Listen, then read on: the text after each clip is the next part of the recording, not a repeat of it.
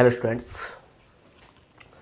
तो हमने previous lecture में देखा था कि जो रैखिक संचय होता है, जैसे एक घाती संचय बोले थे लीनियर कॉम्बिनेशन, वो क्या होता है? वो एक वेक्टर ही होता है।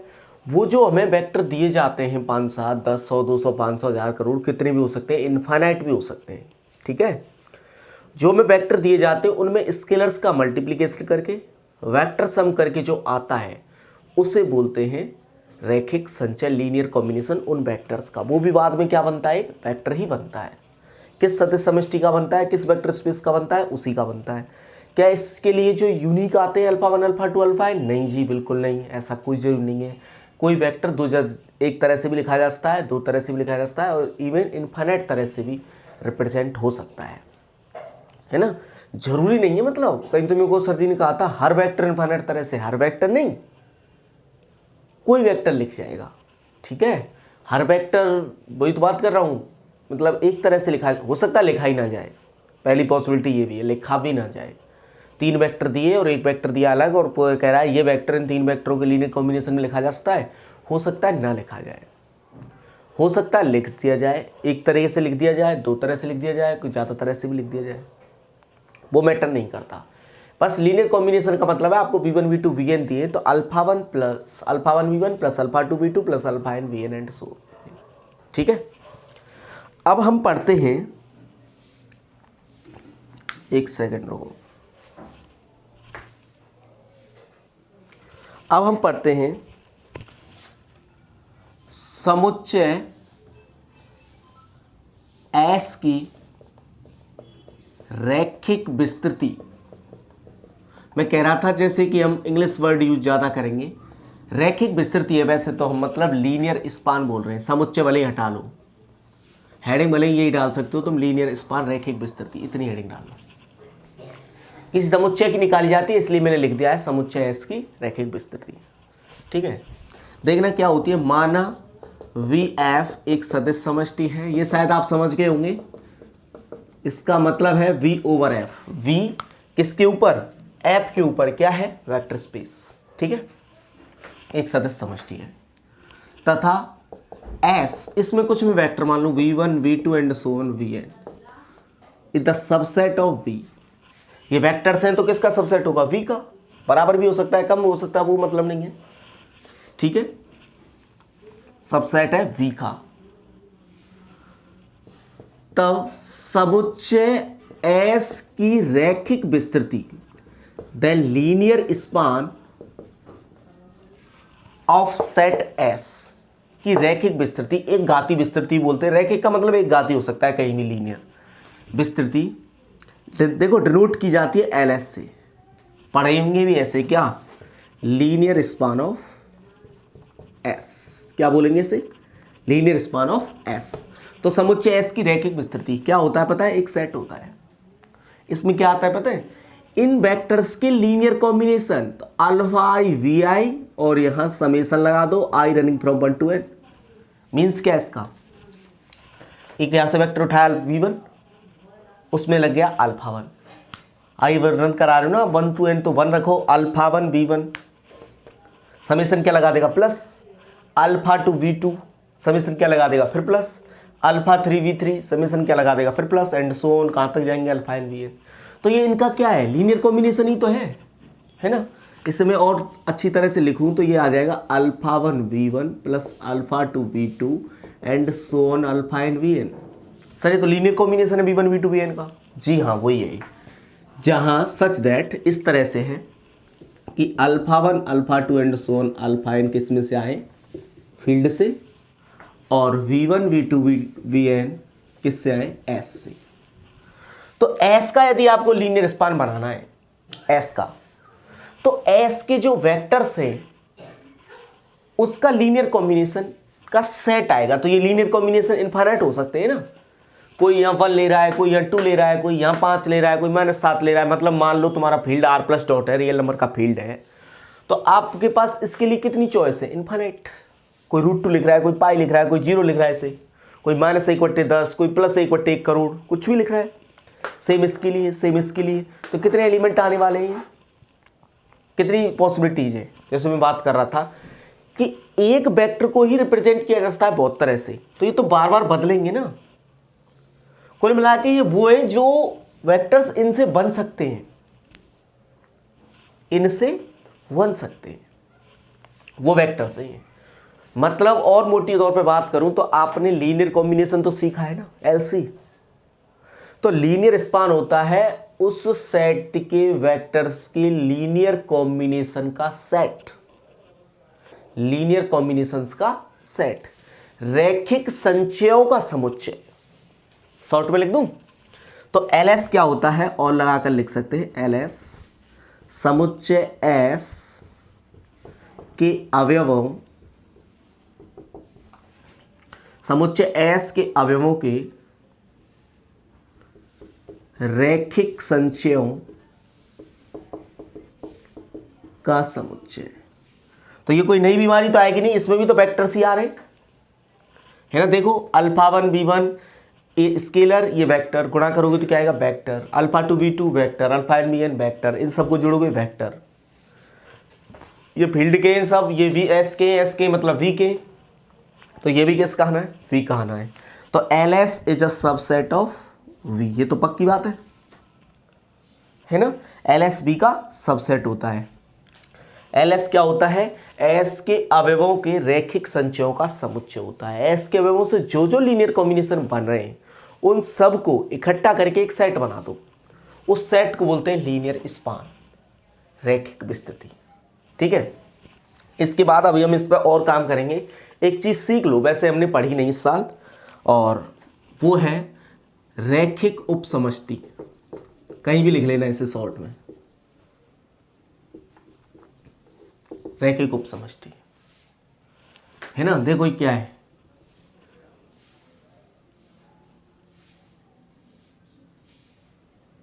सदिश समष्टि वी एफ, वी एफ के ऊपर सदिश समष्टि है का अरिक्त उपसमुच्चय एस वी की उपसमष्टि कहलाती है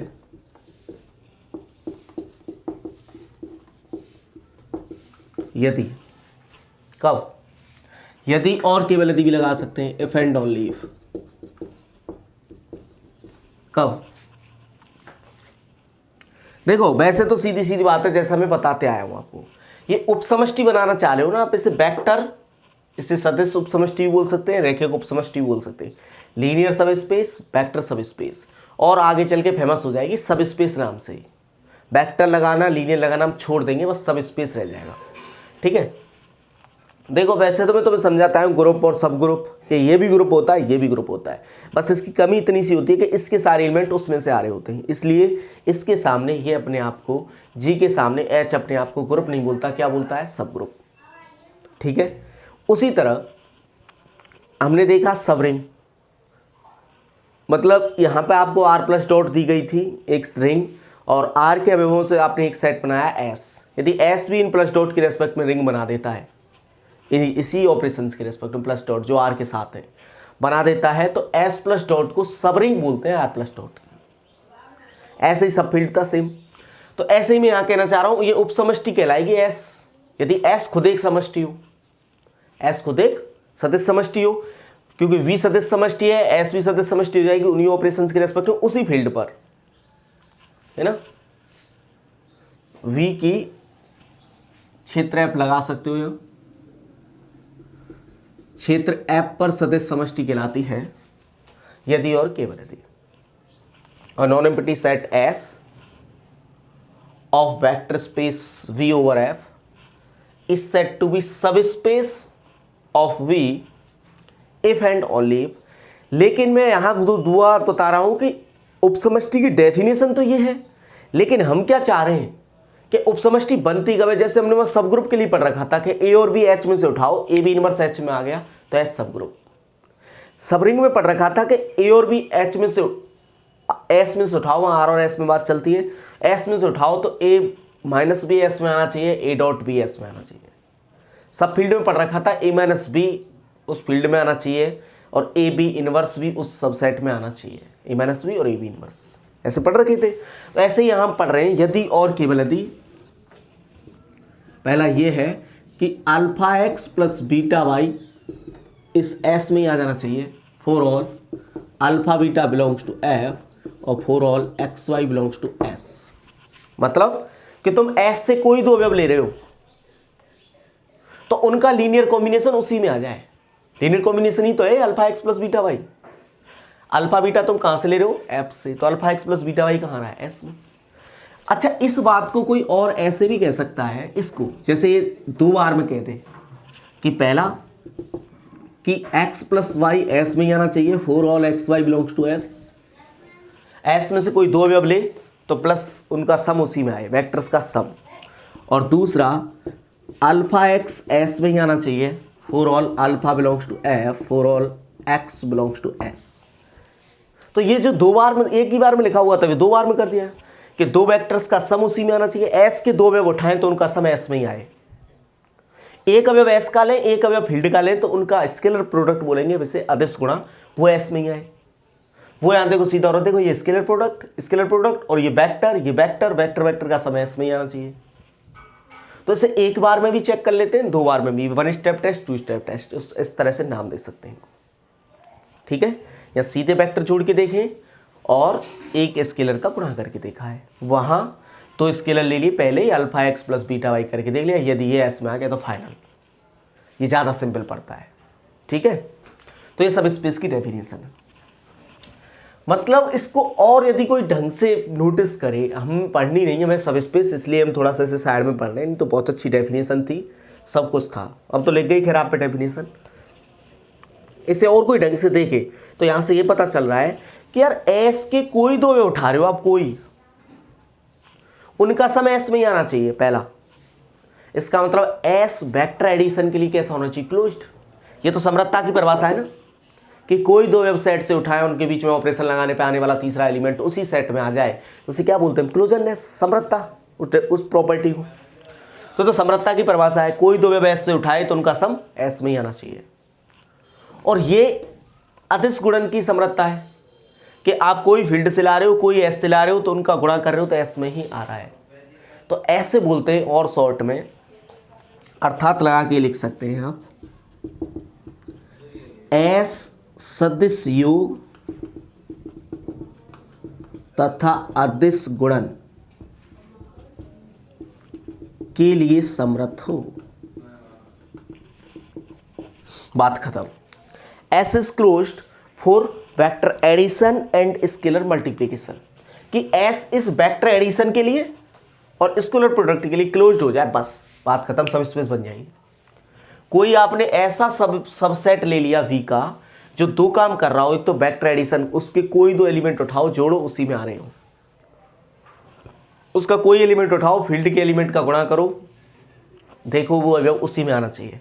तो ये तो होता है वेक्टर एडिशन सदिश योग, ये होता है अदिश गुणा, एक अदिश का एक सदिश का गुणा होता है, उसे बोलते हैं अदिश गुणा। स्केलर प्रोडक्ट दोनों के लिए क्लोज्ड हो, ऐसा सबसेट क्या कहलाता है? सब स्पेस। यहां से देख रहे हैं, ये नहीं पता चल रहा है क्या कि तुम कोई भी यहां से देखते हो, तुम देखो एक बार सोचो कि इसमें किसी अदिश का गुणा करो तुम, तो अदिश इन्हीं में शामिल हो जाएगा। मान लो तुमने किया बीटा 1 का, तो बीटा 1 यहां आ जाएगा, बीटा 1 यहां आ जाएगा, बीटा 1 यहां आ जाएगा, तो वो फील्ड का ही तो एलिमेंट हो गया। Beta 1 alpha 1, beta 2 alpha 2, beta N alpha N. अब बीटा 1 अल्फा 1 क्या हो गया? फील्ड का एलिमेंट, क्योंकि बीटा 1 फील्ड का है, अल्फा 1 फील्ड का है। बीटा 1 अल्फा 2 फील्ड का हो गया, beta N alpha N field का हो गया। फील्ड का हो गया मतलब v1 v2 vn में तुम फील्ड के एलिमेंट लगा रहे हो, और फील्ड के एलिमेंट लगा के जोड़ते हो तो वो तो लीनियर कॉम्बिनेशन है। और लीनियर कॉम्बिनेशन सब कहाँ मिलते हैं? इस सेट में, एलएस में। तो यहां से एक चीज स्पष्ट हो रही है कि एलएस इस स्केलर प्रोडक्ट के लिए क्लोज्ड है, स्केलर प्रोडक्ट के लिए क्लोज्ड है। दूसरा, एलएस में तुम आपस में इनके कोई दो, मान लो एक बार तुमने ये ले लिया, ये वेक्टर, और एक ले लिया beta 1 v1 plus beta 2 v2 beta N bn, इसमें ऐसे वेक्टर है, समझो, है ना। आपने इसके दो वेक्टर ले लिए, एक तो ये ले लिया समेसन अल्फा आई वी आई, और एक ले लिया समेसन बीटा आई वी आई। इनको ही बदलने से वेक्टर बदलेगा इसमें, ये तो सेम रहेंगे v1 v2 vn। तो I running from 1 to n, I running from 1 to n, ये तुम इन दो वेक्टर को जोड़ोगे तो ऐसे नहीं आ जाएगा, I running from 1 to n V I common आ जाएगा, alpha I plus beta I. ये फील्ड का है, ये फील्ड का है, तो पूरा किसका हो गया, फील्ड का। अब फील्ड का एलिमेंट वी आई पे लग रहा है, आई रनिंग फ्रॉम 1 to n, तो यही बन गया ना, लीनियर कॉम्बिनेशन ही बन गया v1 v2 vn का। इन्हीं वेक्टर्स का लीनियर कॉम्बिनेशन बन गया, और इन वेक्टर का लीनियर कॉम्बिनेशन तो एलएस में जरूर मिल जाएगा, क्योंकि एलएस में v के अवयवों के सब लीनियर कॉम्बिनेशन रखें, सब A to Z। तुम कोई भी पॉसिबिलिटी लाओगे निकाल के कि ये देखो, ये देखो, ये देखो, ये देखो, सब आ जाएंगे, बशर्ते वो इनसे बने हो। तुम इनके अलावा कोई और वेक्टर काम में ले रहे हो तो शायद इसमें ना मिले, समझ लो, हो सकता है मिल जाए पर शायद ना मिले। ठीक है, इनके सारे लीनियर कॉम्बिनेशन तो है इसमें। ठीक है, तो आप एक चीज देख रहे हो, लगाते चलो स्टार स्टार, स्पष्टतः क्लियरली एलएस सदिश योग, जो मैंने अभी बताया कि दो वेक्टर इसके जोड़ोगे तो इसी में आएगा, तथा अदिश गुणा एंड स्केलर प्रोडक्ट, इसमें किसी भी अदिश का गुणा करना अदिश गुणा के लिए समर्थ है। Clearly LS is closed for vector addition and scalar product, दो के लिए समर्थ है, और इसके लिए जो समर्थ होता है, और एलएस भी का सबसेट है ये, तो दोनों चीजों से क्या स्पष्ट हो गया, दोनों चीजों से दिस इंप्लाइज एलएस वी की क्या है, उप समष्टि है। This implies LS is a subspace of V. इसे अब नाम देते हैं, इसे समुच्चय एस से जनित समष्टि कहते हैं। It is called space spanned by S, space spanned by S. कि ये वेक्टर स्पेस तो बन गई, लेकिन किससे बनी है, एस के एलिमेंट से, तो ऐसे बोलते हैं कि एस से जनरेटेड है, ये एस से स्पान हुई है, तो इसे बोलते हैं स्पेस स्पान्ड बाई एस। एलएस को क्या बोलते हैं, लीनियर स्पान ऑफ एस और स्पेस स्पान्ड बाई एस। मैं आपको बहुत देखो पे इतना समझा के लाया हूं, तब मैं ये बात लिख पाया हूं। अब मैं आपको हर बात एक कॉन्सेप्चुअल बता रहा हूं, आप समझिए कि ये वेक्टर सब स्पेस की डेफिनेशन है, ये है, इसको दो भागों में तोड़ दिया, फिर इसका मीनिंग ले लिया, ये समझ में आ गया हमारे में। अब हमने देखा कि जब तुम एस के अवयवों के लीनियर कॉम्बिनेशन इकट्ठे कर रहे हो, तो दो लीनियर कॉम्बिनेशन एस के अवयवों को जोड़ोगे तो एस के अवयवों का लीनियर कॉम्बिनेशन आएगा, मतलब एलएस में ही आएगा, तो वेक्टर एडिशन के लिए कैसा है, क्लोज्ड।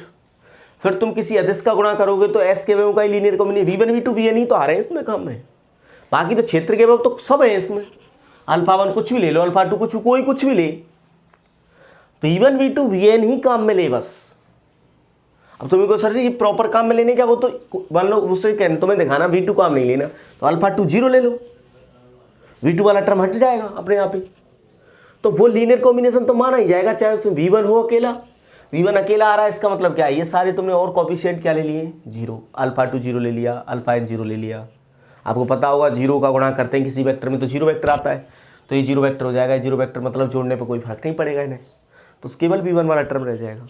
ठीक है, तो हम ये देखते हैं कि जो एलएस है लीनियर स्पान है, हमें बाद में पता चला ये तो स्पेस बनती है, ये वेक्टर स्पेस है, और इसे हालांकि वी की सब स्पेस बोलेंगे, पर इस वेक्टर स्पेस को स्पेशली नाम दिया कि यार ये एस से जनित है, तो एस से जनित समष्टि कह लो चाहे खाली समष्टि कह लो, या बात तो अब वेक्टर हट जाएगा, समष्टि कह रहे हैं तो वो सदिश समष्टि की बात हो रही है, लीनियर स्पेस की बात हो रही है, और उप समष्टि कह रहे हैं तब भी वो वेक्टर सब स्पेस, लीनियर सब स्पेस उन्हीं की बात हो रही है, तो उसे बोलते हैं स्पेस स्पान्ड बाई एस। एस से जनित सदिश समष्टि, एस से जनित समष्टि, एस से जनित रैखिक समष्टि। बात आ गई समझ में? कुल मिला के हम खेल क्या रहे हैं, अब मैं और दिखाऊं तो मैं थोड़ा सा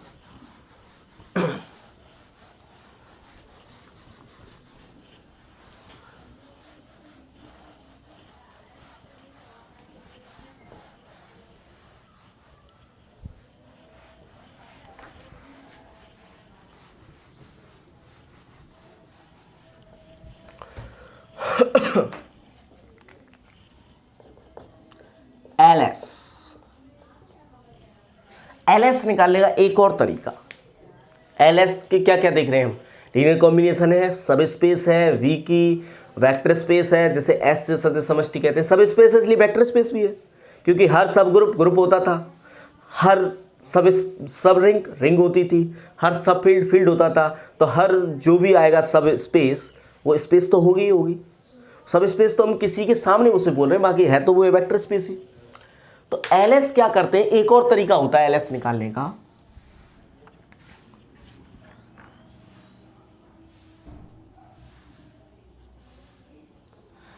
एस को अंतर्विष्ट करने वाली दूसरी डेफिनेशन है न्यूनतम उपसमष्टि।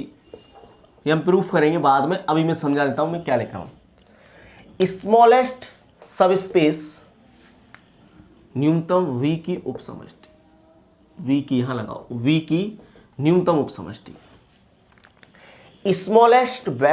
Smallest subspace of V containing S means क्या पता है कि तुम्हें वी दिया जाएगा, वी ओवर एफ, ये वेक्टर स्पेस है, इसकी सारी सब स्पेस इकट्ठी कर लो, ये भी सब स्पेस है, ये सब इकट्ठी कर ली तुमने, इसकी मान लो 100 सब स्पेस आ रही, सब कर ली। अब देखो इनमें से, इसमें एस है तो ये लगा दो, इसमें नहीं है चलो, इसमें है, इसमें नहीं है, इसमें नहीं है, इसमें है, मतलब जिन जिन में एस है वो इकट्ठी कर लो।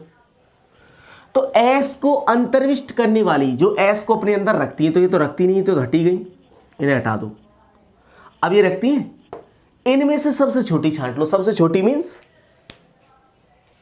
जिसमें सबसे कम अवयव हो, जो सब में कंटेन हो और दूसरियों में, मान लो ये इसमें है 1 2 3 4, इसमें है 1 2 3, तो इससे छोटी ये हो गई तो वो छोड़ाओ। फिर इसमें 1 2 ही आ रहे हैं, तो 1 2 3 है, इसमें 1 2 है, तो ये और छोटी हो गई, तो इसे छोड़ाओ। तो सबसे छोटी लेनी स्मॉलेस्ट, वी की उपसमष्टि लेनी है, और ऐसी लेनी है जिनमें एस आ रहा हो, जो एस के अपने अंदर रखती है वो सब वेक्टर सब स्पेस लिख लो, वी की लिख ली, उनमें से सबसे छोटी छांट दो, जिसमें सबसे कम अवयव हो, जो सबका सबसेट हो। तो एस को अंतर्विष्ट करने वाली न्यूनतम उपसमष्टि होती है एलएस। इस बात को भी अभी हम करेंगे, थ्योरम्स के थ्रू प्रूफ करेंगे इसे, ठीक है, याद रखना। तो दिस इंप्लाइज, यहां से एक बात पता चलती है कि एल फाई क्या आ गया, एल फाई। अब फाई सबसेट तो होता है ये वी का, अब एस सबसेट होता था वी का, तो तुम एल एस की बात कर रहे थे। अब फाई सबसेट है वी का, फाई तो सबका सबसेट है, तो एल फाई की भी बात होनी चाहिए, और एल फाई की बात होनी चाहिए, तो एल फाई क्या है बताओ। उस डेफिनेशन तो नहीं पता चलेगा आपको उससे, लीनियर कॉम्बिनेशन वाली से, कि फाई में तो कोई अवयव ही नहीं है, तो उनके लीनियर कॉम्बिनेशन कैसे बनाओगे, वो डेफिनेशन आपकी काम नहीं कर रही है। वैसे सोचो दूसरे तरीके से, एल फाई क्या आएगा, तो मैं एस को अंतर्विष्ट करने वाली है, एस की जगह पे क्या लाना है, फाई को अंतर्विष्ट करने वाली वी की न्यूनतम उपसमष्टि ढूंढनी है। अब तुम वी की जब उपसमष्टि लिख रहे होंगे, मान लो आपने ये लिख दी V1 V2 V3 and so on V10, ये 10 लिख दी, तो ये तो जाहिर सी बात है फाई तो इसमें भी कंटेन है, फाई तो सबका सब ग्रुप है, फाई रिक्त समुच्चय है, सबका उपसमुच्चय होता है, तो फाई तो इसमें भी है, इसमें भी है, इसमें भी है, इसमें भी है, इसमें भी है, इसमें भी है, और इसमें भी है फाई, तो जो केवल एक ही अवयव की वेक्टर स्पेस है, सिर्फ 0 एलिमेंट, प्लस का 0 लिख देते हैं तो वेक्टर स्पेस बन जाती है। तो ये फाई तो इसमें भी है, और सबसे छोटी कौन सी है इनमें से, इससे छोटी कोई सी होगी, इससे छोटा तो रिक्त समुच्चय होगा ही नहीं और कोई। तो एल फाई क्या आता है, सबसे छोटी लिखनी है, तो सबसे छोटी यही तो हुई है ना, इसे बोलते हैं तुच्छ उपसमष्टि। कौन सी, तुच्छ उपसमष्टि। हमने उपसमष्टि यहाँ थोड़ा सा डिस्कस नहीं किया, नहीं तो वहां बताते से ट्रिवियल सब स्पेस किसे कहते हैं। हर वेक्टर स्पेस की 2 उपसमष्टि तो आती तो खुद, और एक 0 वाली ये, तो इसे तुच्छ बोला गया ट्रिवियल। हालांकि जेपीएच उसको भी ट्रिवियल बोलती है, लेकिन वो नहीं होती ट्रिवियल, ठीक है। वो सब बात फिर पुराने डाउट आ रहे निकल के कि वो क्या था। एल फाई याद रखना, ये इंपॉर्टेंट है, ये मुझे बता रहा हूँ कि लीनियर स्पान ऑफ फाई नहीं होता। बहुत स्टूडेंट लिख के आते हैं लीनियर स्पान ऑफ फाई नहीं होता, क्योंकि लीनियर स्पान ऑफ फाई हुआ तो तुम जो कहते हो कि एल एस सब स्पेस है, वो कैसे हो जाएगा, सब स्पेस तो नॉन एम्प्टी होता है। तुम कह रहे हो एल एस सब स्पेस है, तो एल फाई सब स्पेस कैसे बन गया, तुम एल फाई को रिक्त बता दोगे तो रिक्त तो कभी बनता ही नहीं। तो एल फाई क्या आता है, जिसमें केवल एक वेक्टर है, वो वाली सब स्पेस। और एक वेक्टर कोई और नहीं आ सकता, जीरो ही आएगा। जीरो कौन सा है पता है आपको? वी का जीरो है, वी का जीरो है, वेक्टर है ये, फील्ड वाला जीरो नहीं है, वी का जीरो है। बात आई समझ में? तो ये रहा एलएस के बारे में पूरा व्याख्यान। अब थोड़ा सा हम ज्योमेट्रिकली जाते हैं, तो मैं थोड़ा सा दिखाऊं, थोड़ा फील हो जाए।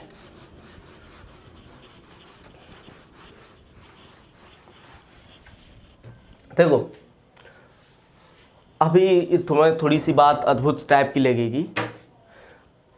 अभी 4-5 दिन पहले एक स्टूडेंट था, और स्टूडेंट क्या कहें, वो मेरे साथ का ही कह लो, मुझसे 1 आध साल ही जूनियर था।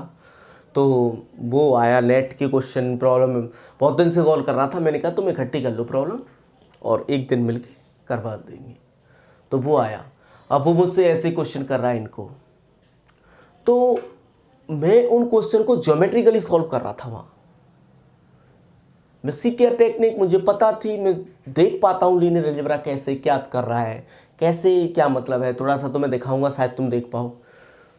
अब वो कह रहा है कि सर तुम कर क्या रहे हो भैया, तुम ये कर क्या रहे हो, मैं तो ये जानता ही, तुम ज्योमेट्रिकली कैसे कर रहे हो लीनियर अलजेब्रा। उसमें बड़ी बड़ी प्रॉब्लम थी जो ज्योमेट्रिकली बहुत ज़्यादा जल्दी सॉल्व हो रही थी, चित्र आकृति बनाकर, फिगर बना के, और वैसे वो 2 पेज में भी नहीं सॉल्व हो रहा क्वेश्चन।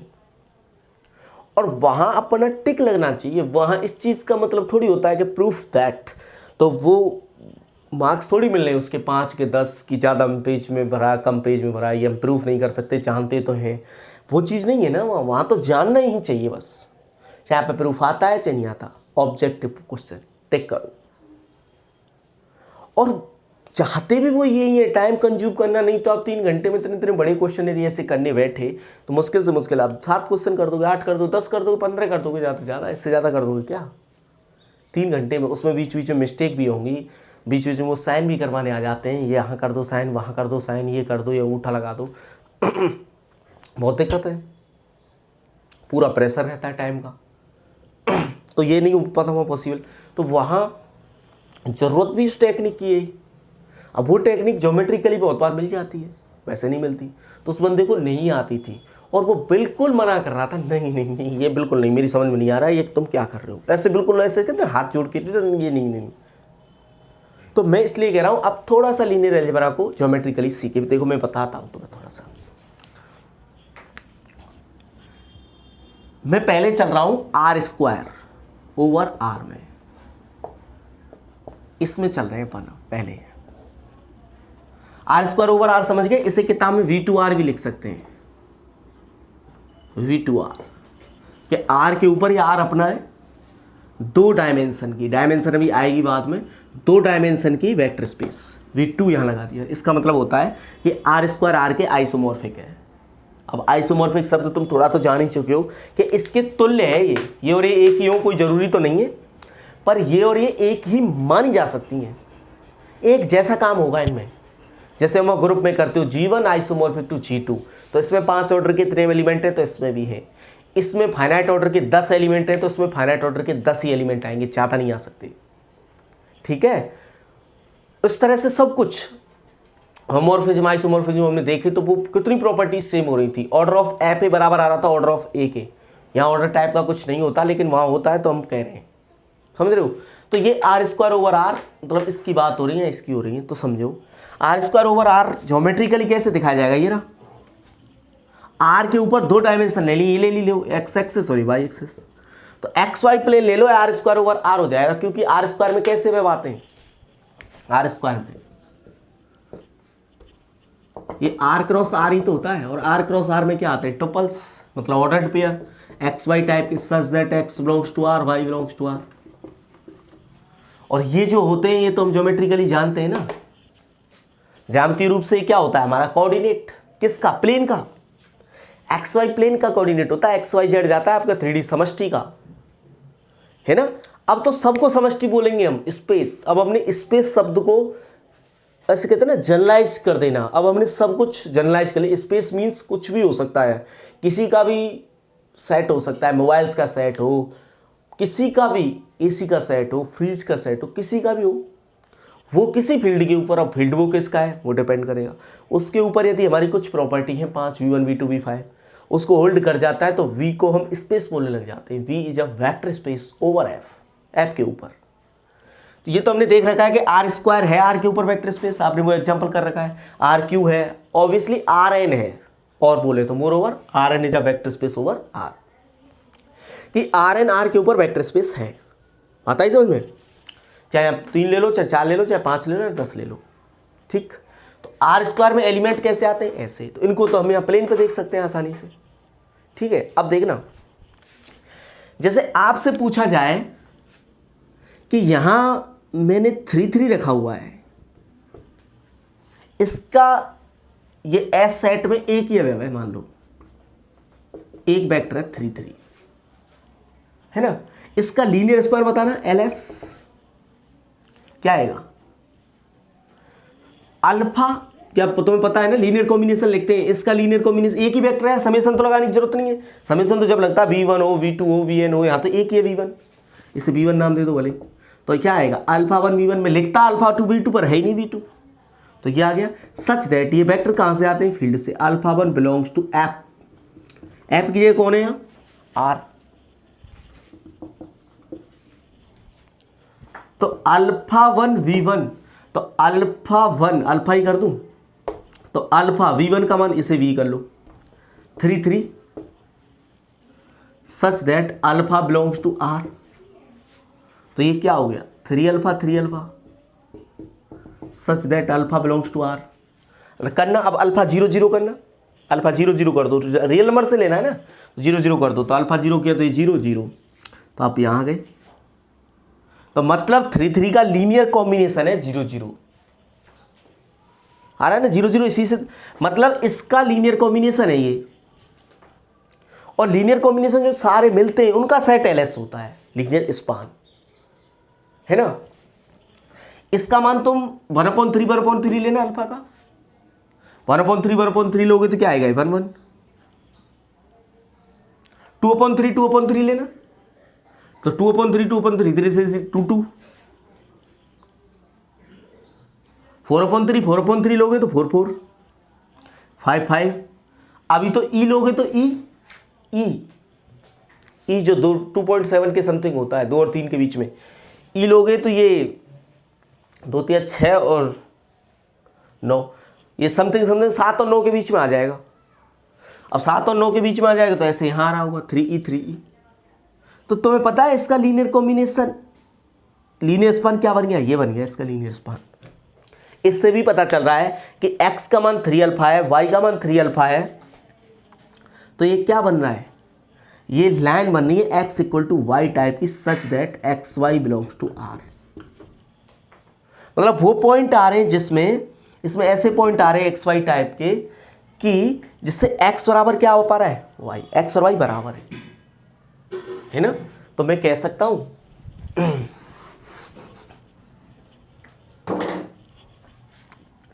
एक्स वाई प्लेन में रेखा x इक्वल टू वाई, ठीक है। इस वेक्टर का लीनियर कॉम्बिनेशन हर इस लाइन पर स्थित बिंदु होगा। दोबारा समझना, एलएस वेक्टर नहीं है, एलएस सेट है। एलएस क्या है, सेट है, किसका, लीनियर कॉम्बिनेशंस का। तो एलएस वेक्टर नहीं है, सेट है, और सेट में भी आगे चल के आपने ये देखा है कि वो सब स्पेस है, किसकी, वी की। वो क्या है, सब स्पेस है। लीनियर कॉम्बिनेशन वेक्टर है, लीनियर कॉम्बिनेशन क्या है, वेक्टर। तो ध्यान देना कि मैं कह रहा था लीनियर कॉम्बिनेशंस का सेट, तुमने एक पॉइंट दिया मुझे, मैं उसे आप पॉइंट बोल सकता हूं, यहां पे वैसे है वेक्टर, ये वेक्टर दिया, वो मैंने यहां नोट कर लिया, पॉइंट है ना। अब मैंने देखा कि इसका लीनियर कॉम्बिनेशन क्या आ रहा है, एक्स वाई प्लेन में एक लाइन आ रही है, एक्स इक्वल टू वाई, देख लो एक्स जितना है उतना ही वाई है, तो एक्स इक्वल टू वाई ये आ गया। तो ये लीनियर स्पान है इस वेक्टर का 3 3 का। यदि आप इस सेट को एस बोलोगे ना, तो ये पूरा क्या है पता है, एलएस, पूरा क्या है, एलएस। और इस लाइन पर स्थित हर बिंदु, इस लाइन पर स्थित हर बिंदु, अल्फा का कोई मान दोगे तो इस लाइन पर स्थित कोई बिंदु आएगा, अल्फा का कोई मान दोगे तो इस वेक्टर का लीनियर कॉम्बिनेशन आएगा। तो इस लाइन पर स्थित हर बिंदु इस वेक्टर का लीनियर कॉम्बिनेशन है। इस लाइन पर स्थित हर बिंदु, बिंदु मीन्स वेक्टर, बिंदु मीन्स बिंदु मीन्स क्या है यहाँ, वेक्टर, आर स्क्वायर का एलिमेंट। आर स्क्वायर के एलिमेंट को क्या बोल रहे हैं, वेक्टर। जो वेक्टर स्पेस बनती है उसके एलिमेंट को हम अपनी सुविधा के लिए क्या बोलते हैं, वेक्टर। तो इस रेखा पर स्थित हर बिंदु इस वेक्टर v का लीनियर कॉम्बिनेशन है और ये पूरी लाइन इस वेक्टर का लीनियर स्पान है, रैखिक विस्तृति है। और ये वेक्टर स्पेस भी बन रही है जिसे बोलेंगे स्पेस स्पान्ड बाई एस। एस से जनित सदिश समष्टि, वो अलग बात है कि एस में एक ही वेक्टर है 3 3 बस, ठीक है। अब कोई एस में आपको 2 2 भी दे दे, मान लो, अब मान लो 2 2 दे दे, तो 2 2 तो इसी पे आ गया था ना, ये रहा। तो 2 2 से भी जनरेटेड यही आ गई। अब तो मैं बताऊं कैसे निकाला करेंगे, ज्योमेट्रिकली कैसे। अभी मुझे तो इतना टाइम लगा इसे निकालने में, ज्योमेट्रिकली कैसे निकाला करेंगे लीनियर स्पान।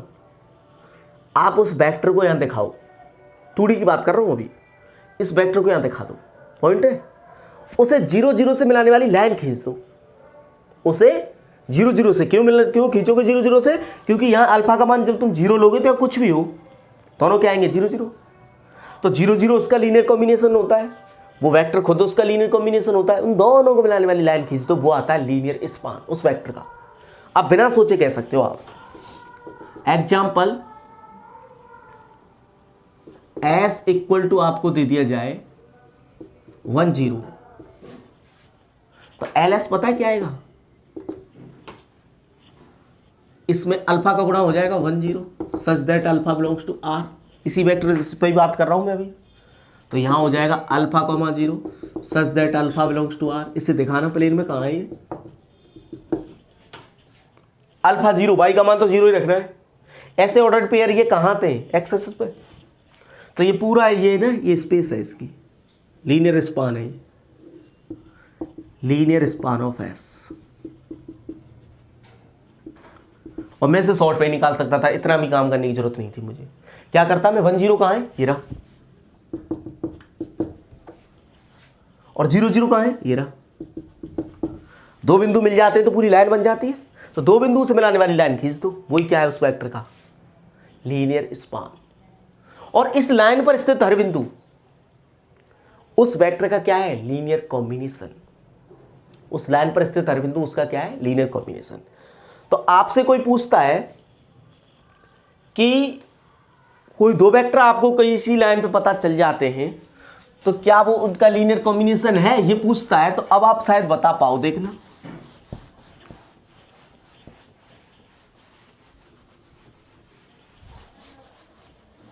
चलो ये चीज देखेंगे।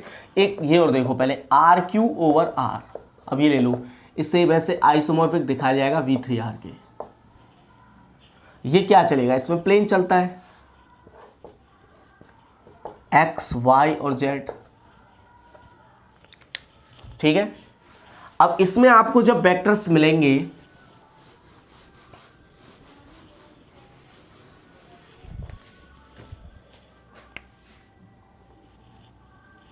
मैं कह रहा था ना, कभी भी तुम्हें वेक्टर चाहिए, वो लीनियर स्पान चाहिए, तो कैसे निकालते हैं। जैसे मैं अब तुम्हें सेट दे रहा हूं S 1 2 0 सच दैट कुछ नहीं, ये मैंने V दे दिया आपको S में। अभी मैं एक एक वेक्टर ले रहा हूं, फिर ये 2 2 भी ले लेंगे। तो LS क्या बनेगा, alpha V such that alpha belongs to R, क्योंकि यहाँ फील्ड कौन है, R है।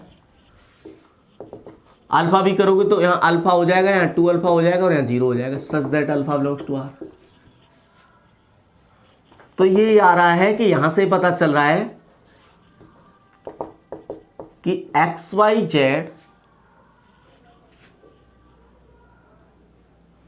या समतलों, यहां y क्या आ रहा है, x का दुगना, y क्या आ रहा है, x का दुगना। तो y equal to 2x, y equal to 2x।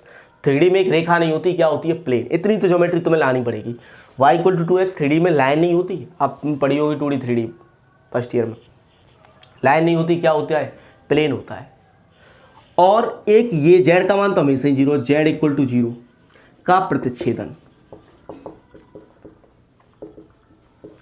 अब z इक्वल टू 0 क्या होता है आपको पता होगा, z इक्वल टू 0, z का मान 0 ही रखना है तो ये होता है XY प्लेन, कितना भी बढ़ा लो इसे, यही है ना XY प्लेन। z का मान मतलब ऊपर नीचे नहीं करना, z 0 ही रखना है तो x और y वेरी करेंगे तो ये आएगा इतना ही ऐसे आगे इतना ही पीछे, और y equal to 2x, z का मान कुछ भी हो, y का मान x से दुगना ही रखना है तो ये ओरिजिन से जाने वाला प्लेन आएगा, तो ऑब्वियस सी बात है, इसमें दिख रहा है कांस्टेंट टर्म नहीं है तो ओरिजिन से जाएगा यहां से जाने वाला, और y का मान x से दुगना रखना है तो ये कैसे दिखेगा, z का मान कुछ भी हो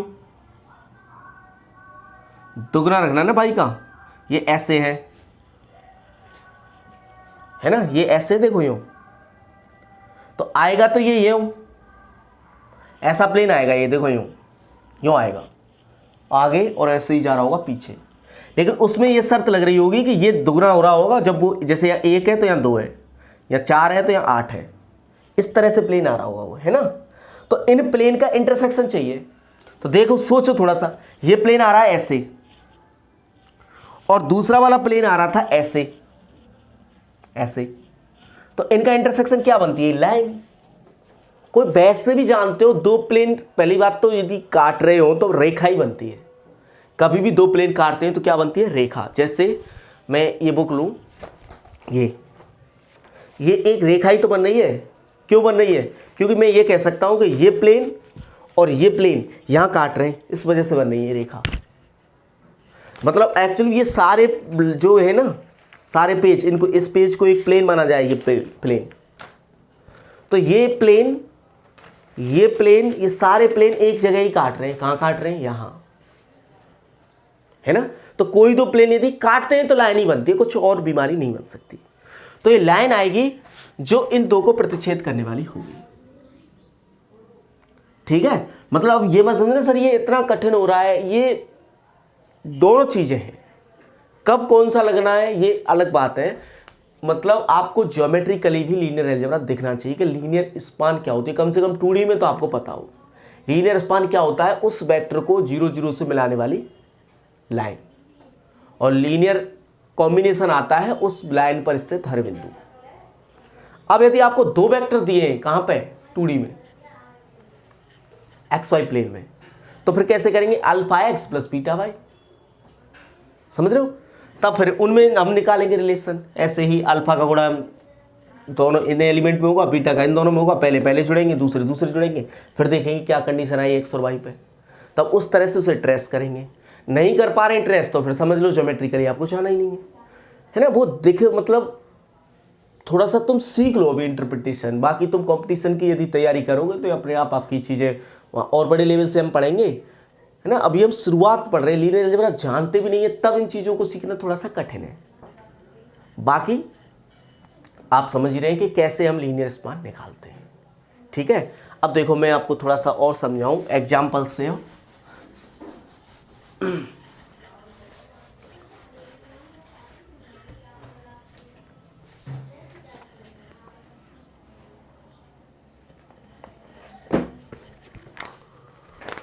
एक्सरसाइज निकालिए आप,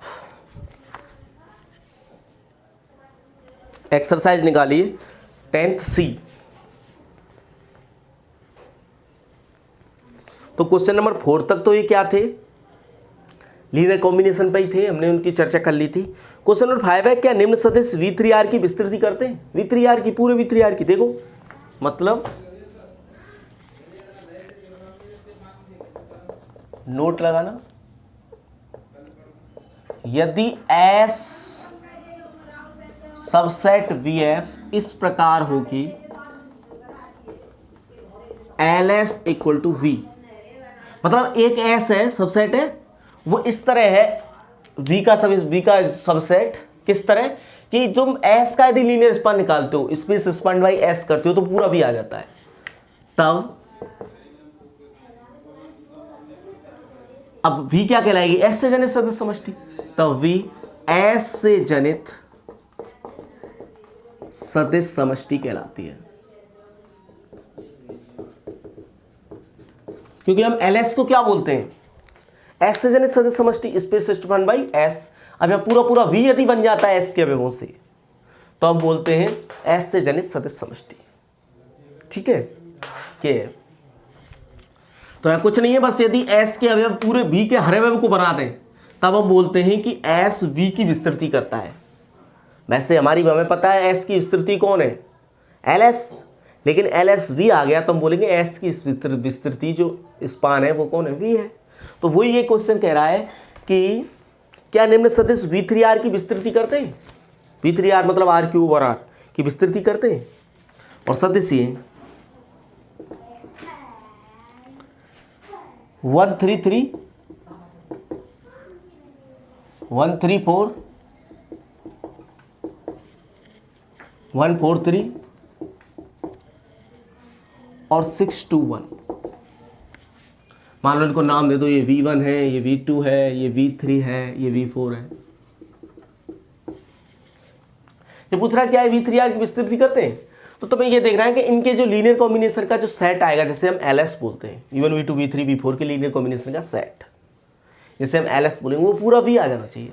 अब पूरा V कैसे आएगा बताओ, अब पूरा V इसे हम S मान लें,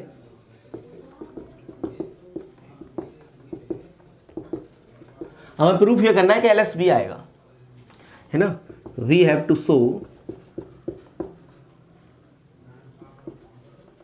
LS इक्वल टू V, और चूंकि LS तो V का सबसेट होता ही है, इसमें तो कोई शक और संदेह है ही नहीं आपको। सबसेट लगाओ, पहला स्टेटमेंट। अब बस V को तुम्हें LS का सबसेट दिखाना है। अब हम सिद्ध करेंगे, या क्वेश्चन है तो मतलब मैं तो ये समझा रहा हूं आपको कि कैसे हम चेक करते हैं कि V की विस्तृति करेगा। कैसे करते हैं कि यदि इनसे V के सब एलिमेंट बन गए, भाई तुम इस LS में क्या रखोगे, इनके लीनियर कॉम्बिनेशन, तो V के सब एलिमेंट इनके लीनियर कॉम्बिनेशन में लिख गए तो इनका जो सेट है S वो V की विस्तृति कर देता है। और यदि नहीं लिखे गए तो S का जो स्पान है वो V नहीं बनता, V को V स्पान नहीं, स्पेस स्पान बाई S नहीं है, कुछ और है, मतलब S से जनित नहीं होता, जेनेटेड बाई S कब बोलते हैं, है ना। अर्थात V को S से जनित सदिश समष्टि कहते हैं।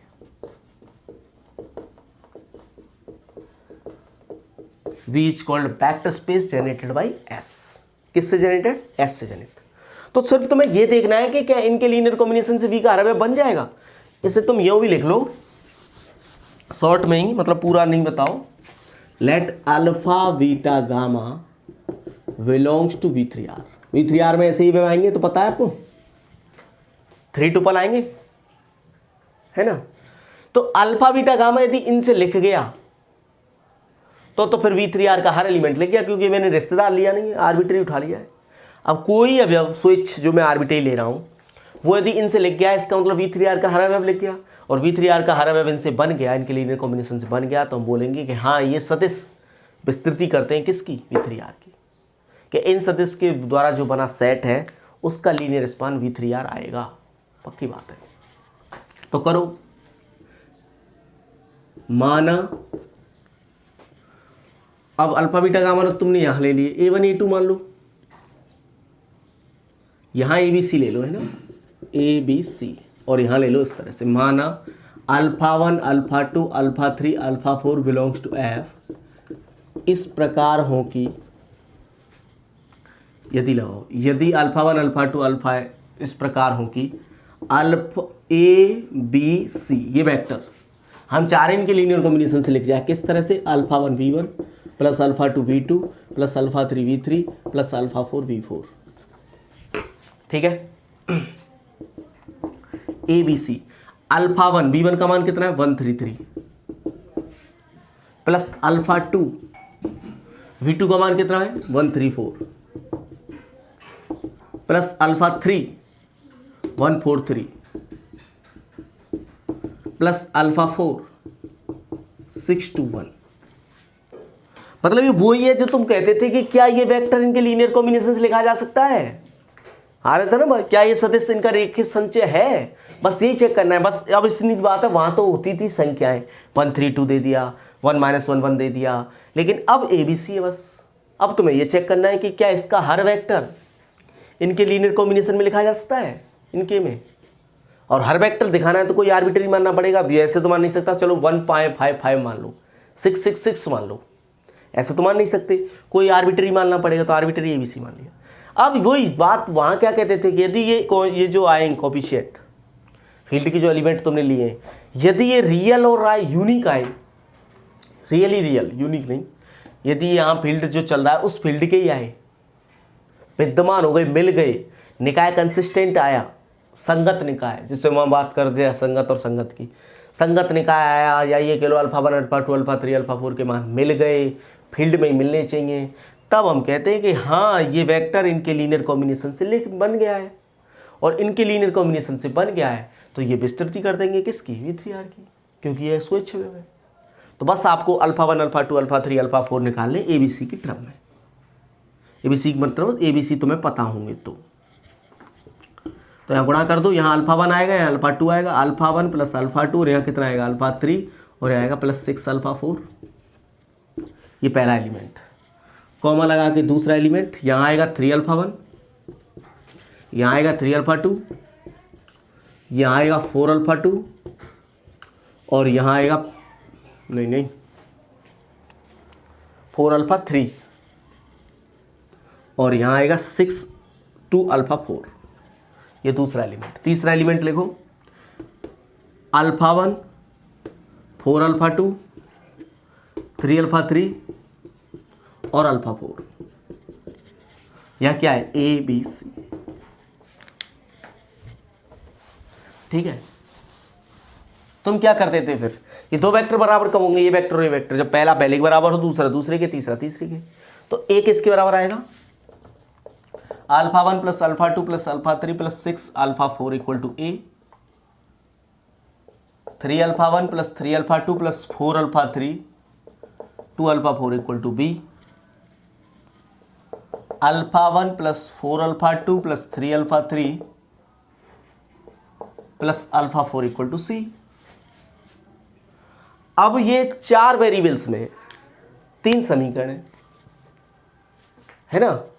अब तुम्हारे दिमाग में ये आ रहा होगा कि सर ये निकलेंगे कैसे, समीकरण कम होते हैं तो सॉल्यूशन मिलते हैं, यूनिक नहीं मिलते पर ज्यादा मिलते हैं। जैसे आपसे कहा जाए कि x + y = 8 के सॉल्यूशन बताओ, तुम्हारे दिमाग में एक बार ये आएगा, यार 2 वेरिएबल 1 समीकरण, ये कैसे निकलेंगे। तो आपको इतना सोच रहे हो वो गलत सोच रहे हो आपको x + y 8 लाना है। मतलब क्या है कि आप कुछ भी ले लो, x = 2 ले लो, y = 6 ले लो, x = 10 ले लो, y = -2 ले लो, कोई मना करने वाला है आपसे। हाँ, यदि आप दूसरा समीकरण आ गया तो फिर आप पे कंडीशन लग गई कि अब कुछ इस तरह से लेना है कि ये भी होना चाहिए। तो अब आपका देखो ये काम कर रहा है कि x - y 2 - 6 - 4, ये नहीं कर रहा। तो अब आप शायद कि आप 7 और 1 काम करेंगे, x का मान 7 ले लो, y का मान 1 ले लो, 7 और 1 8, और 7 में से गया तो 6। हाँ, ये सॉल्यूशन है। उस केस में यूनिक मिल सकता है। किस केस में, जब समीकरणों की संख्या वेरिएबल्स की संख्या के बराबर हो। अच्छा, जरूरी नहीं है मिले, यूनिक मिले ये भी जरूरी नहीं है, पर इनफाइनाइट नहीं मिल सकते, तब या तो मिलेगा नहीं या यूनिक मिलेगा। आप इसके लिए 9th की क्लास की या 10th क्लास की, जहां भी आपने युगपत समीकरण नाम से पढ़ा होगा, साइमल्टेनियस इक्वेशन, वो चीज पढ़ें जा करके कि कब कब सॉल्यूशन इनफाइनाइट मिलते हैं, कब कब यूनिक मिलते हैं। लीनियर अलजेब्रा में बहुत बड़ा टॉपिक माना गया सिस्टम ऑफ लीनियर इक्वेशन, रैखिक समीकरणों के निकाय, इनके सॉल्यूशन कब यूनिक है, कब क्या है, कब कैसे हैं। हम तो थोड़ी सी कोशिश करेंगे इनको समझाने की, क्योंकि इतना टाइम और इतनी चीज़ें हम नहीं सिखा सकते बीएससी में, क्योंकि यहाँ जो जोर है, यहाँ जो पूरा वो है ना फोकस, वो रहता है थ्योरम्स पे। पूरी डेटो थ्योरम्स आती हैं, क्वेश्चन जो आते हैं इस टाइप के वो हम सीख रहे हैं हालांकि, पर ये चीज़ें जो कॉन्सेप्चुअल चीज़ें हैं वो यहाँ ज़्यादा नहीं आती। उस बेस से स्टूडेंट को वो लायक भी नहीं करता कि यार इन चीज़ों को सर जी लिखाएं, और ये हमारे में आती नहीं है। जबकि आप पढ़ोगे कभी दिल्ली यूनिवर्सिटी, उनको देखोगे उनके स्टूडेंट, तो वहाँ फिक्स होता है कि वहाँ जो एक किताब है ना उसमें से तो एक भी क्वेश्चन नहीं आएगा। यहाँ जैसे फिक्स करें JPH में से ही आएगा क्वेश्चन, ऐसा वहाँ तो स्ट्रिक्टली मना समझो। गलती से एक आध मिल जाए, जैसे उसने बनाया पर वो बाई चांस उसमें मिल गया, वो अलग बात है। उसने किसी और किताब से उठाया, वो आपकी उस किताब में मिल गया जो सर ने पढ़ाई थी, वो अलग बात है। लेकिन वैसे स्ट्रिक्टली मना है कि सीधा सीधा तो नहीं आएगा, सवाल बन के आएगा। तो जब एप्लीकेशन जब आते हैं ना किसी चीज़ की, तो वास्तव में हमें उस चीज़ के ज्ञान की जरूरत पड़ती है, तब पड़ती है। अब जैसे आप 9th में खूब पढ़ के आए, अब देखने वाला तो तुरंत ये कह देगा अरे 4 चीज़ें हैं, 3 समीकरण हैं, ये तो निकल ही नहीं सकती कभी। अरे निकलेंगे यदि आप कोशिश करोगे। हो सकता है नहीं निकले, ये भी बात आपकी जायज़ है, हो सकता है नहीं निकले, है ना, हो सकता है नहीं निकले, लेकिन हो सकता है इनफाइनाइट तक निकले हैं। क्योंकि एक को हो सकता है एक काम ही नहीं आ रहा हो, एक को आर्बिट्री हो जाए, जैसे मैं यहाँ कह रहा था x + y = 8, एक मान लो दूसरा अपने आप आ जाता है। ठीक है, तो ये 3 समीकरण हैं और 4 चीजें हैं, तो तुम्हें α1, α2, α3, α4 चाहिए, तो वो निकाल लो।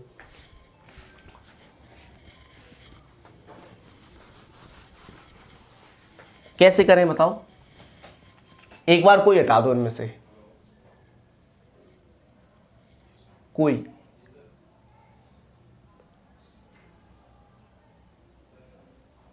α1, α2, α3 में चलो α4 हटा लो एक बार, तो α4 हटाएंगे आप इससे और इससे, और ये है,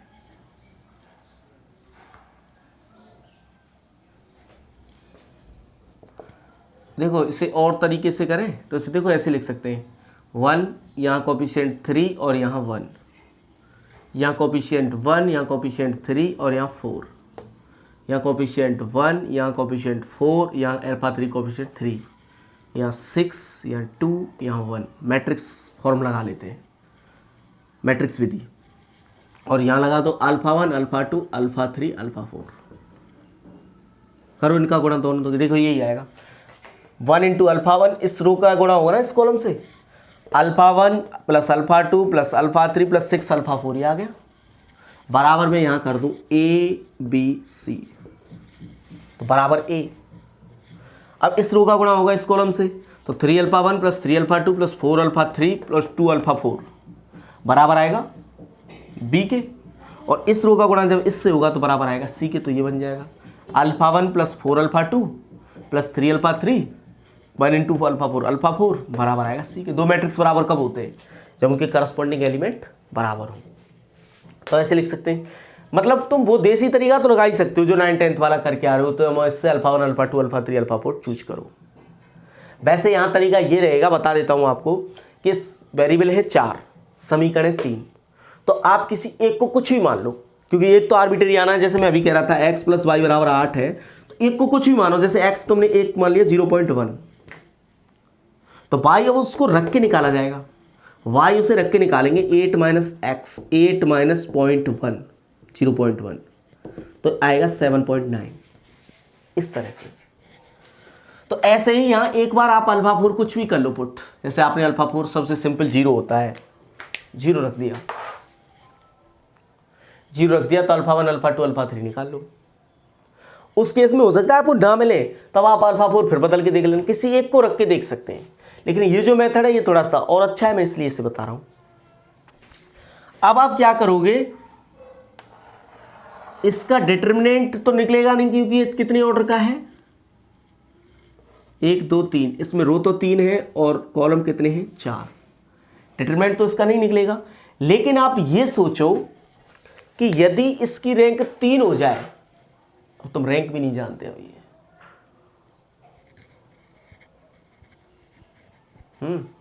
आप रैंक भी नहीं जानते। चलो तो मैं अभी इस मेथड को तब काम में ले लेंगे जब ये 3 3 हो, यहाँ भी 3 हो, यहाँ भी 3 हो, यहाँ भी 3 हो, तब तो ये काम आ जाएगा। यदि ये 3 ही वेक्टर होते ना, तब हम इसे काम ले लेते। अब ऐसा करो, इसमें उसी मेथड से कर लेते हैं, इसे छोड़ो अभी, इसमें कुछ भी पुट मान लो α4 आपने कर दिया 0 पुट, ठीक है, α4 0 पुट किया, तो यहाँ क्या आ गया, α1 + α2 + α3 = A, 3α1 + 3α2 plus 4 alpha 3 equal to B, alpha 1 plus 4 alpha 2 plus 3 alpha 3 equal to C. अब इन तीन को आराम से सॉल्व कर सकते हो आप। एक बार तो इसका 3 गुना इसमें से घटा दो, तो इसमें से इसका 3 गुना घटाओगे तो अल्फा 1 तो अल्फा 1 कट जाएगा, 3 अल्फा 2 में से इसका 3 गुना घटाओगे तो अल्फा 2 भी कट जाएगा, और इसका 3 गुना इसमें से घटाओगे तो अल्फा 3 बचेगा यहाँ, और यहाँ आ जाएगा क्या, b माइनस 3a। अल्फा 3 तो ये आ गया। अब इससे घटाना, इसका 3 गुना इसमें से घटाओ तो अल्फा 1 तो घट ही गया, इसका 3 गुना इसमें से घटाओगे तो 3 गुना कितना हो गया, इसका 12, इसमें से घटाओगे तो माइनस का 9 अल्फा 2, इसका 3 गुना कितना हो गया 9, इसमें से घटाओगे तो माइनस का 5 alpha 3 equal to b minus 3c। लेकिन आपके पास अल्फा 3 की वैल्यू है b माइनस 3a, रख दो यहाँ, तो माइनस का 9 alpha 2 equal to b minus 3c plus 5, उधर चला जाएगा प्लस का अल्फा 3 b माइनस 3a, तो माइनस का 9 अल्फा 2 इक्वल टू आ गया v माइनस 3a, देखो 5b और यहाँ v 6b, माइनस का 3c और माइनस का 15c, माइनस का 18c, तो अल्फा 2 आ गया। 9 माइनस 9 से डिवाइड कर दो इसे, माइनस 9 से डिवाइड करोगे तो 2c बचेगा, और ये माइनस 9 से डिवाइड करोगे तो माइनस का 2/3b बचेगा। तो ये अल्फा 2 आ गया आपका। अब किसी एक में रख दो, इसमें रख दो फर्स्ट से। अल्फा 1 कितना आ रहा है, a minus alpha 2 minus alpha 3, तो a माइनस अल्फा 2 का मान इतना 2c plus 2/3b minus alpha 3 इसका मान b प्लस 3a। तो a कितनी है यहाँ, a इतना और ये 3 4a, और माइनस का 2b कितने 2/3b में से जाएगा तो माइनस का 1/3b, और माइनस c कितने ये माइनस 2c अल्फा 1। अब देखो चूंकि ए बी सी कहाँ से आ रहे हैं, आर से, ये एलिमेंट ये v3r में कब जाता है, जब एलिमेंट किसके हों, रियल नंबर्स। तो ये तीनों रियल नंबर्स हैं, A B C belongs to R, तो ये जो आपका अल्फा 1 है वो किससे बनना है, देखो ना, a real number, b into real number, c into real, ये रियल ही तो आएगा, तो अल्फा 1, ये अल्फा 2 भी ए बी सी से ही बनना है, मतलब बी और सी से कह लो, ये रहा अल्फा 2, ये बी और ए से बनना है अल्फा 3, ये भी क्या होंगे रियल नंबर, और अल्फा 4 तथा अल्फा 4 इक्वल टू 0, ये भी रियल नंबर। अब तुम ये कहना कि सर अल्फा 4 0 क्यों लिया, 5 क्यों नहीं लिया, 5 ले लो। अल्फा 4 5 ले लेते तब ये थोड़ा सा कठिन हो जाता, बस इधर आ जाता alpha a minus 5 b minus 5 c minus 5। मतलब आपको क्या चाहिए था, आपको यूनिक वैल्यू थोड़ी चाहिए, हो सकता है कोई दूसरा कुछ और ले आए, लेकिन हमने ये सिद्ध कर दिया कि इन चारों से ABC बन तो जाएगा, इन चारों से ABC बन तो जाएगा। देखो ये बन रहा ABC equal to alpha 1 b1 plus alpha 2 b2 plus alpha 3 b3 plus alpha 4 b4, alpha 1 alpha 2 alpha 3 alpha 4 belongs to R. This implies, क्या मतलब निकला कि ये चारों सदिश v3r की विस्तृति करते हैं।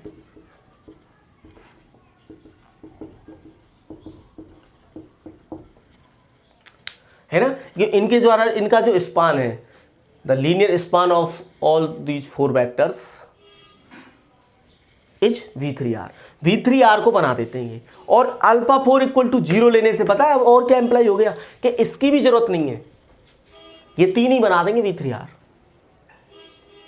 ये 3 ही बना देंगे क्या, v3r। अब हम आगे कुछ प्रॉपर्टी पढ़ेंगे, लीनियर स्पान कैसे के, जब कोई 4 वेक्टर किसी स्पेस को स्पान कर रहे हो तो उनमें तुम कोई और वेक्टर डाल रहे हो तो डालते रहो, भले कोई फर्क नहीं पड़ेगा, डालते रहो।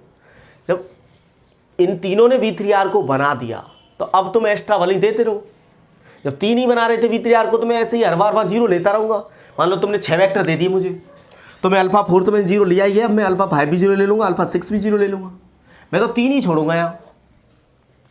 इतना जरूर हो सकता है कि आपने ये 0 लिए तो हो सकता है इनकी वैल्यू आपको ना मिले, तब आपको ये बदलने पड़ेंगे, क्योंकि आपने कहीं वो 0 ले लिया जो मेन काम में आने वाला था, तो फिर दिक्कत हो जाएगी। अब इन सब चीज़ों को सोचने के लिए कि कौन सा काम आ रहा था, हम कैसे जीरो लें, इनको थोड़ा सा और हम धीरे धीरे सीखेंगे। अभी तुम इसके क्वेश्चन करना बस। ये थोड़ा सा इसलिए कि V3R की विस्तृति करवाता है, V2R की तो हमें यहाँ जनरल वेक्टर लेना पड़ता है, आर्बिट्रेरी वेक्टर ABC की फॉर्म में, ABCD की फॉर्म में, इस तरह से, तो थोड़ा सा एक बड़ा हो जाता है सवाल। ठीक है, तो देखो इसमें क्वेश्चन 3 भी, एग्जाम्पल 3 भी इसी तरह का है, और एग्जाम्पल 4 है, एग्जाम्पल 5 है, ये सब इसी के, और 7 और 8, 5 6 7 8 8 क्वेश्चन सब इसी तरह से होने, सब क्वेश्चन इनको करना, और जो नहीं हो वो मुझे डाउट में सेंड करना, और मैं कल इस पर फिर दोबारा डिस्कस करते हैं। Thank you, best of luck.